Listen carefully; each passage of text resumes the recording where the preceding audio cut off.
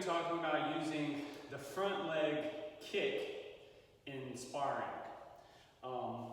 Basically, from your setup in your sparring stance, you can lift the front leg, and from this position, you can throw any of the main kicks. So what this can kind of, throw your opponent off, because if you work the kicks to where they can all be thrown from this knee up position, when the knee comes up in sparring, your opponent isn't going to know what kick is coming. For instance, say I'm in my sparring stance, the knee comes up, of course, most typically it might be a front kick, but with the knee up, I can also spin and throw the roundhouse, I can throw the invert kick, I can throw the hook kick, and with the knee up, I can throw the side kick. So if you get good enough at these kicks from this sparring position and from the four corners block, where we're using our shield, you can basically throw any of the kicks, and you can you can time it to where maybe when the knee comes up, you don't even know what you're going to throw. Maybe you're just blocking four corners, and then you see an opening somewhere, and you hook or you roundhouse, whatever it is that is available to you. So you need to have these kicks, you need to have the mobility so that any of these kicks can come out at any time from this knee up, kind of like the four corners block sparring position, which is basically your main shield. So to get warmed up and to get these kicks just kind of like integrated in your body, to do them over and over again, Master Schaefer, as part of his warm-up in Austin, Texas, in his Shaolin-Do school, does these sets of 40 fast kicks from the sparring stance, 40 front leg kicks. So if we need, we'll review them first. So of course, first one is the front kick. You just lift the front knee, push out through the ball of the foot. Next one is the side kick. Knee comes up, you rotate the base foot, push out through the heel. Next, roundhouse kick. You pick up the knee, again rotate the base foot, and then kick on this horizontal plane, coming across your body. And the last one, knee up, again, pivot, hook kick. So those are the four kicks we're going to do. You can also do invert kick, but we're not going to do that one yet. We're just going to work on these four kicks. And as the warm-up, you're just going to go, you're going to do 10 of each from the sparring stance at a pretty quick pace. So don't worry about making them all perfect or making them all powerful. We're just trying to get used to getting our body moving and throwing these kicks from this position. So we're going to do 40 kicks all in a row with one leg. So the front leg will do all four different kicks 10 times. So here we go. We're going to start with the front kick. I'm not going to count them, just do them on your own. You just tap the foot back down and then throw the front kick. When you're done with those, side kick. I'll come back to the sparring position.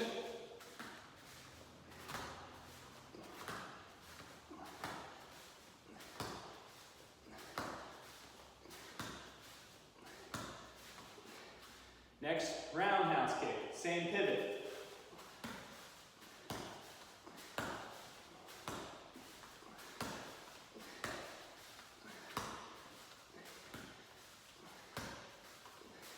And finally, the hook kick.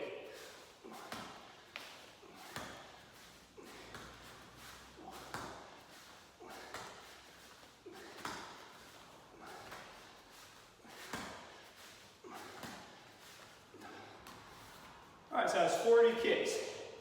Now you're going to do the same thing with the other leg. Set up in your sparring stance, 10 front, 10 side, 10 roundhouse, 10 hook kicks. Here we go. Sparring stance, front kicks.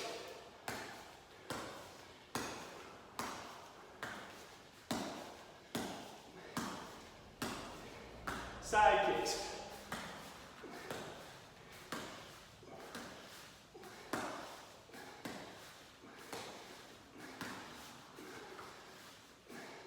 Roundhouse.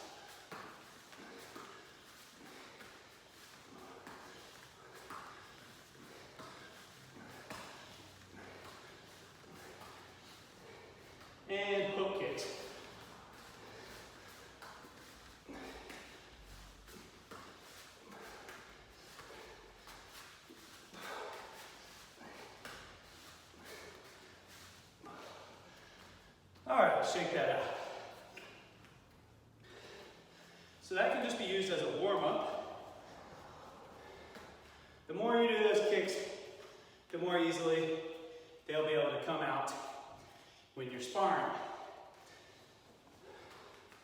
So then the next, you can do like 3 sets of those if you'd like.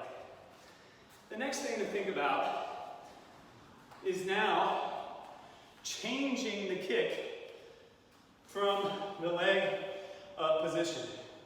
So rather than thinking, okay, we're doing 10 front kicks, now we're going to split it up.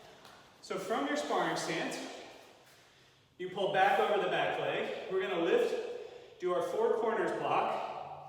We're going to throw a front kick,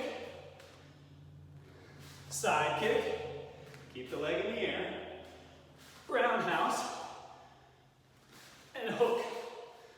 Set the foot down, other side, leg in the air.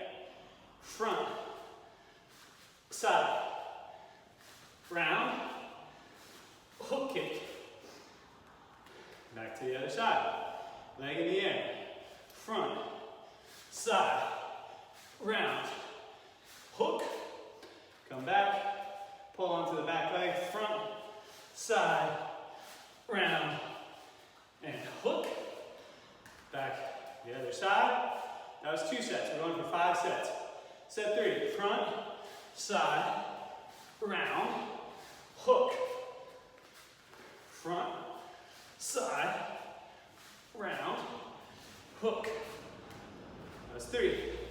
Front, side, round, hook.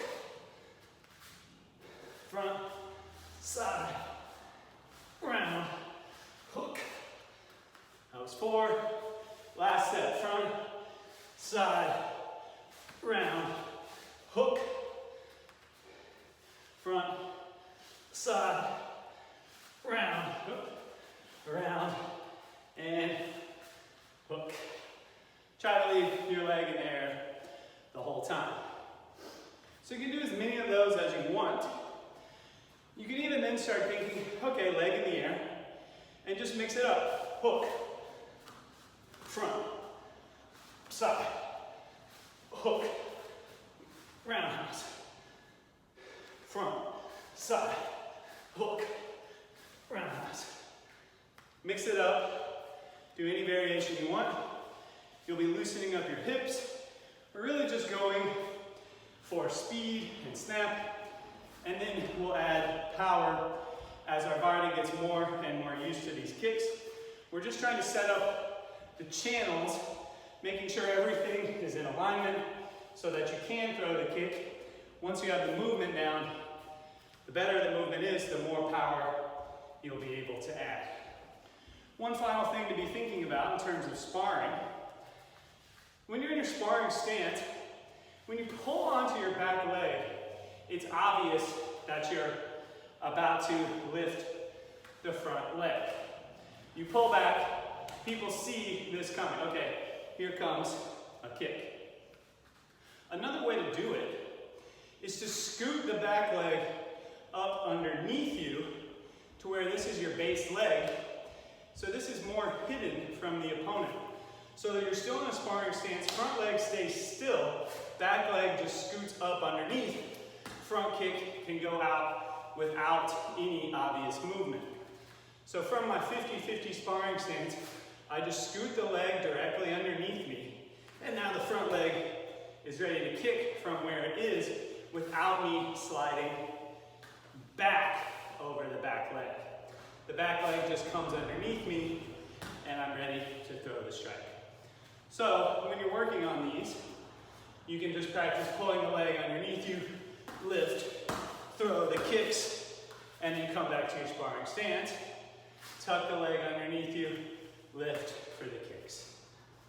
All right, so the more you can do these kicks, the better they'll get, and the more easily you'll be able to use them in sparring. And kicks are a great way to keep your more vulnerable areas in your upper body away from your opponent as you throw your initial strike and then follow up with closer range strikes. So this gives you more distance when you lead with a kick, and it clears a space for you to step through for strikes. So practice these kicks as much as you can and see how it starts manifesting in your sparring. Thank you.